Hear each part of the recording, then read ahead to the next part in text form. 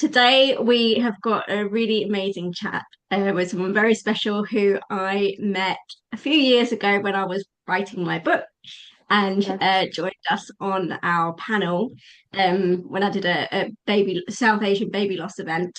And we're going to be talking about baby loss and pregnancy after loss in particular in India and the experience of that. I'm going to just pass it over to you to introduce yourself, please. Yeah, hi. My name is Swagata Majumdar. I'm from India. And about 5.5 years ago, um, life was going on very fine, and I was expecting the twins after a couple of miscarriages. And they came.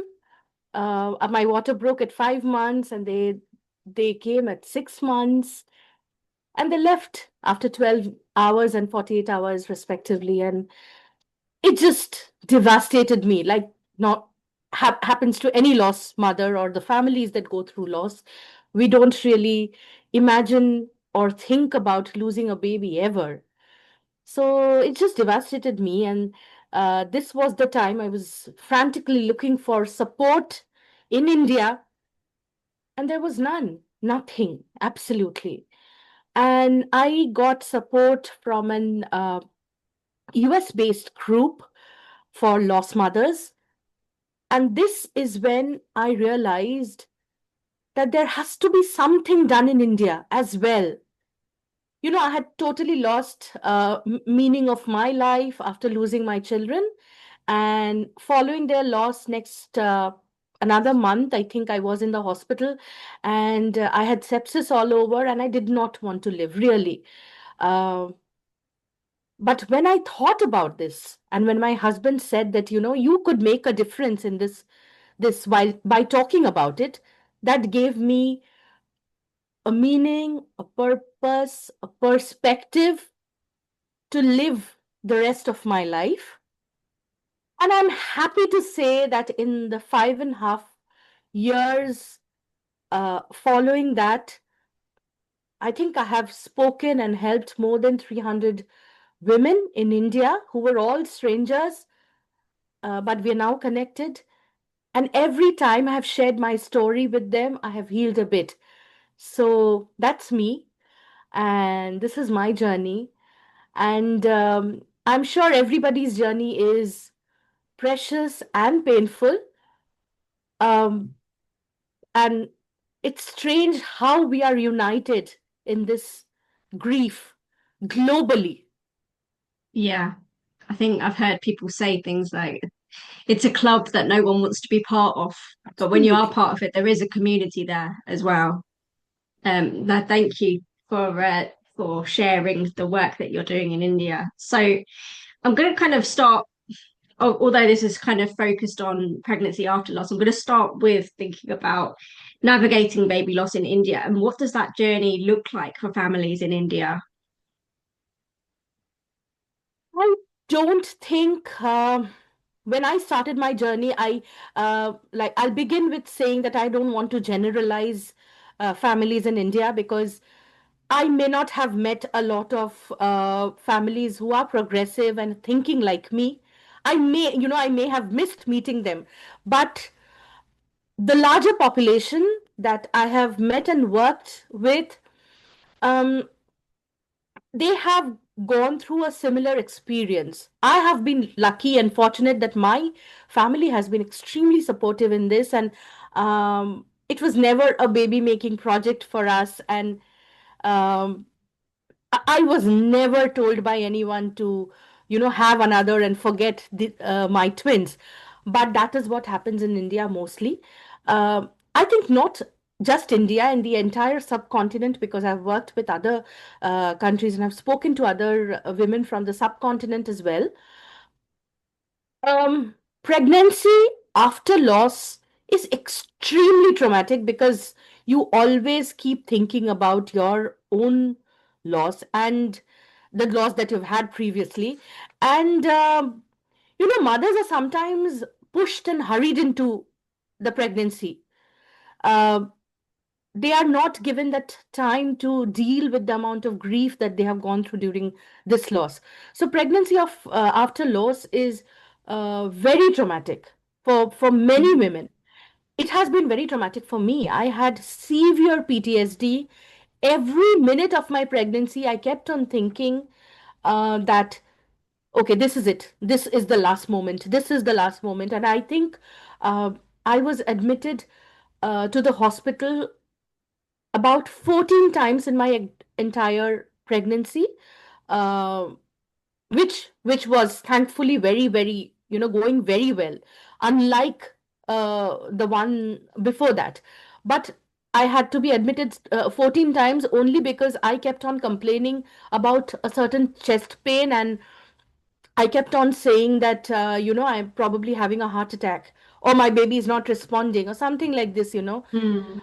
Um, it was 2 years after I had lost my twins, Gamma Ganu. But I still had that trauma inside me, which I think had been dealt with well, but it's never really enough. Yeah. So, yeah, so the doctors told me that, my daughter was born pretty early, before term, because it was too much for the doctors to handle. My PTSD was too much. And for a person who's emotionally and what do I say, culturally aware that a loss happens like this, and this is what you go through after a loss, and this is how you deal with it, and a person who's gone through so much therapy can be, in such a position. Imagine the larger population who do not get help at all. I have met strangers who've said, Swagata, you're the only person who understands me right now, because my husband is forcing me to have another baby as soon as possible.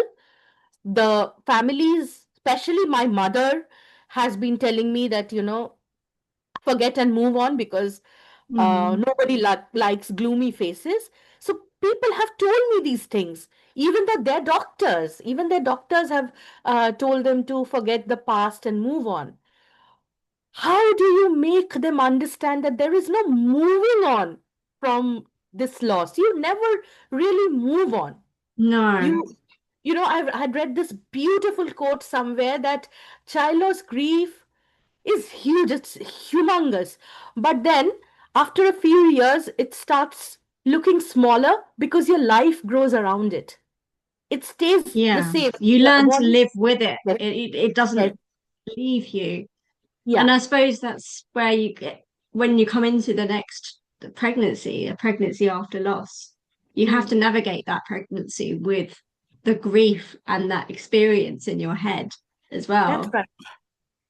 Um, was it easy to access support if you needed it for a pregnancy after loss? No, no, not in India. I don't think it's encouraged at all. Um, because if a woman has to open up and say that my anxiety is because of the loss I have had in the past, she will only be told to, forget that and focus on this one.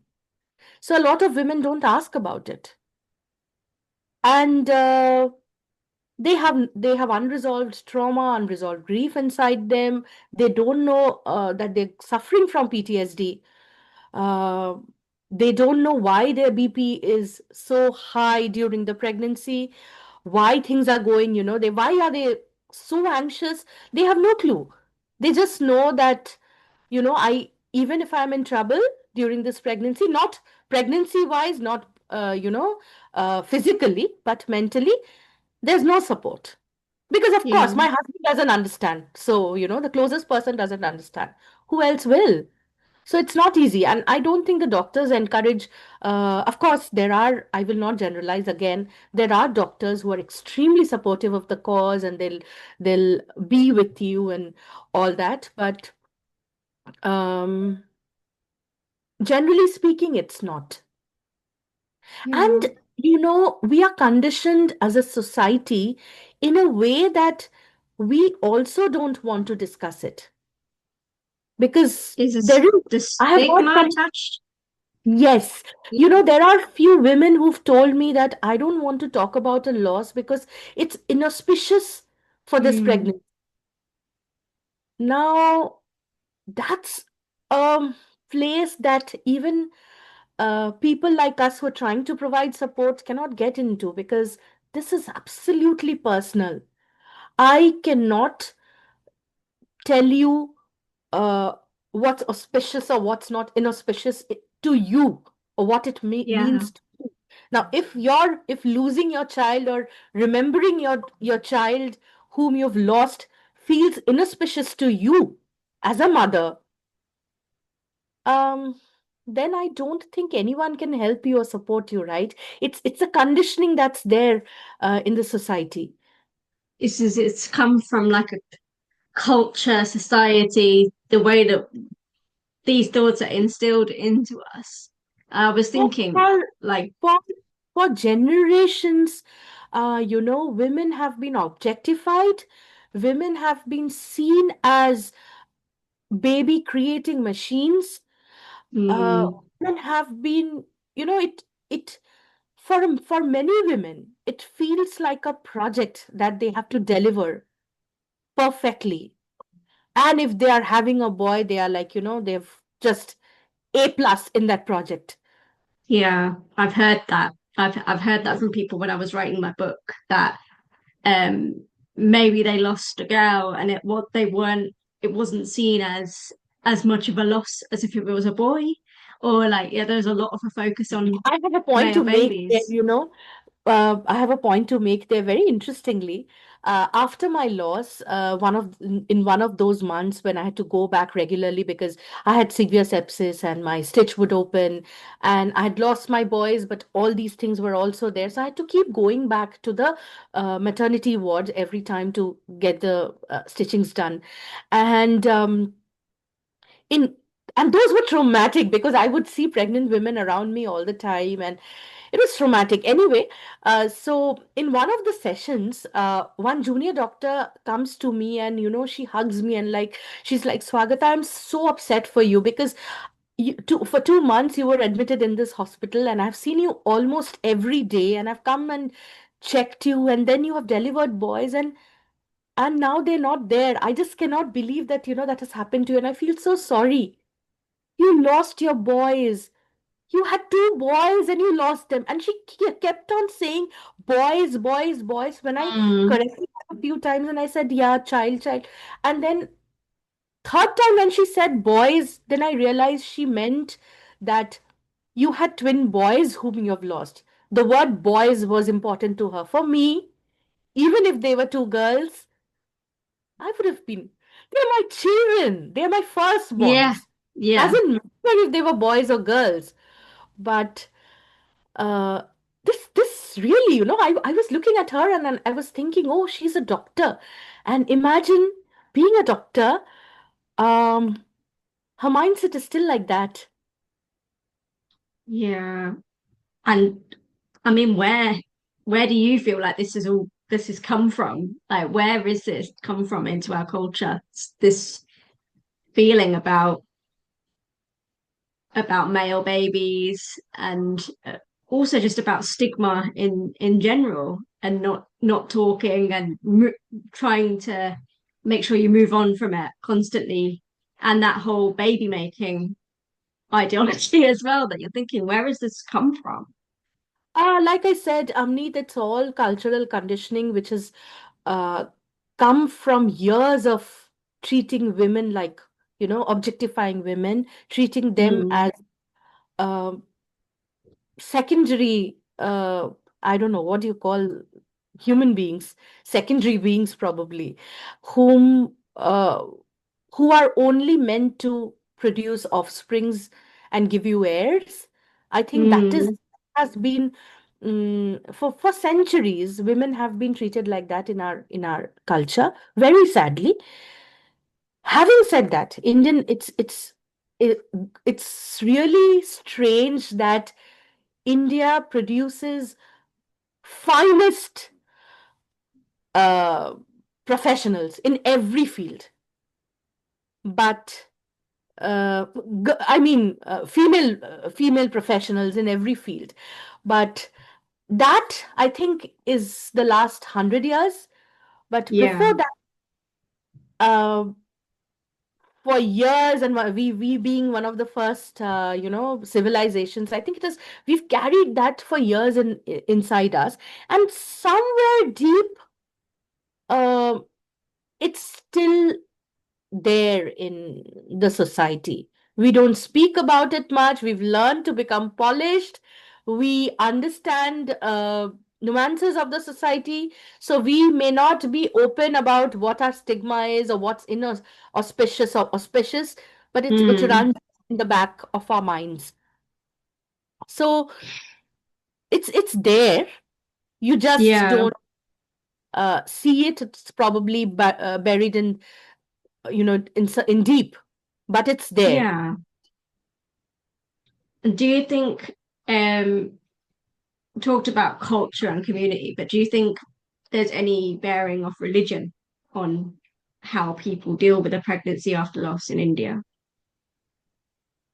Strangely, no. Um, However, there is a, this will probably make it a little controversial when I say this, but this is a true observation.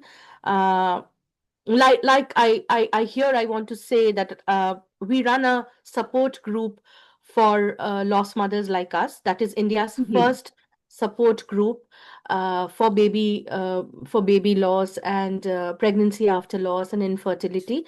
It's called Baby Loss India, and we have a Insta page called After Baby Loss, and it's run by four mothers, including me. So we have observed that the strangers who come to us, the lost mothers who come to us from a certain part of India, Mm. tend to have more stigma than the other part. Okay. Now, yeah, there is a very clear north-south divide in that. And I don't know the reason why.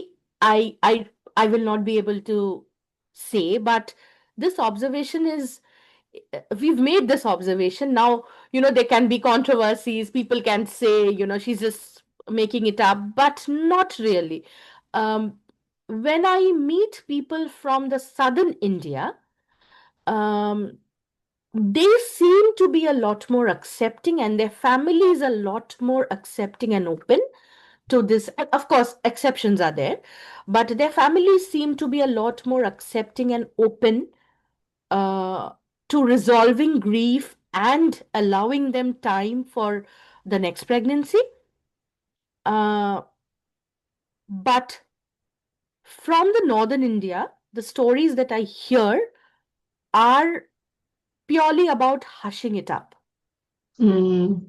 Don't tell anybody. Move on, move on. If nobody has known about it yet, just move on. Like if you've had an early miscarriage, or in India, generally people don't talk about pregnancies for the first 12 weeks. Yeah. First 4 months, they don't talk about it at all with any stranger. So the news doesn't come out. It's considered very inauspicious. So I don't know if, if somebody's had a loss in those first 12 weeks, 3 months of pregnancy, people are asked to just hush it up and move on and go for the other one. So that has come to us. Now, I wouldn't say what has caused this or what can resolve this. I have no idea. But this is an observation that we have made in the last 5 years that we are running this group. That's an interesting observation. That is, it is interesting when you can kind of see that sort of pattern. And obviously you can't speculate on what the cause of that is, but it is Mhm. also interesting to know to identify where more education and support is needed, I guess. Yes. Um, uh, to just remind people that it is okay. Like it's obviously what has happened. It is okay to acknowledge that, you don't have to brush that under the carpet because it will sit with you Hmm. in another pregnancy. That's right. It That's will right. sit with you. And Hmm. there are people who probably haven't acknowledged it and, are experiencing another pregnancy and finding things difficult but not quite sure why. Yeah, But it's because, that is still sitting there. It's unresolved. that's right. Yeah. Well, thank you so much. That's so insightful. And are you still the only group in India at the moment for baby loss, as far as you're aware? Yeah, I don't know of any other group that is there.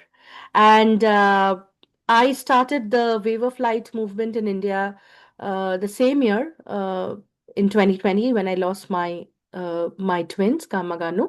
And so far, I think I'm the only person who's doing it for so long. Uh, and our group, of course, like everybody in our Yeah, group. But we have not, we've tried and looked for, other support groups, but we have found individuals, but no group as such, no. So we are, of yeah, course, India's, we can say, we are pioneers that way. And we hate when people join our community, and we don't want our community to grow. yeah. Yet every month, month on month, just keeps increasing. And it's a very sad, very heartbreaking. Every story is heartbreaking. It is. It's one of those where it is horrible to see people join that community.